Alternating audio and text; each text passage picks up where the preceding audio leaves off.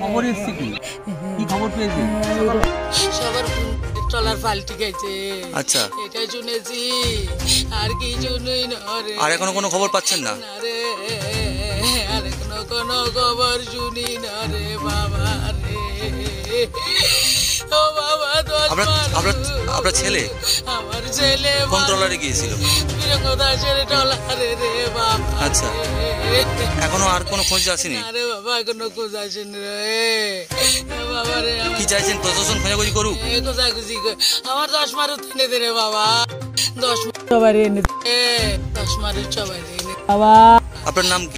নাম প্রতিমা দাস রে বাবা রে। এই মুহূর্তে একটা ট্রলার দুর্ঘটনার খবর পাওয়া যাচ্ছে, কি খবর আসছে আপনার কাছে? হ্যাঁ, আমরা খুব দুঃখজনক ঘটনা।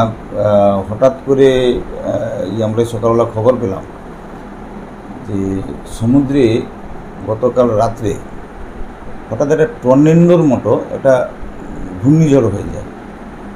তো ওই জলের পাকে পড়ে হঠাৎ ঢেউ হয়ে যায়। আর আমাদের ওইখানে একটা ট্রলার মাছ ধরছিল, তার নাম হচ্ছে বাবা গোবিন্দ। তো ওই ট্রলারটা সঙ্গে সঙ্গে পাল্টি খেয়ে যায়। পাল্টি খেয়ে যেতে বাইরে যে যারা লোকজন ছিল, উপরের কেবিনে যারা ছিল, তারা কিন্তু ভেসে গেছে। আর বাকি লোকগুলো এখনও যে আমরা শুনতে পাচ্ছি যে বাকি প্রায় 9 জনের মতো লোক যত সম্ভব কেবিনে আটকে যেতে পারে। বাইরে খোঁজাখুঁজি করা হয়েছিল, তাদেরকে এখনও পর্যন্ত পাওয়া যায়নি। ওই 8 জনকে আমরা উদ্ধার করতে পেরেছি আমাদের যে ট্রলারগুলো ছিল।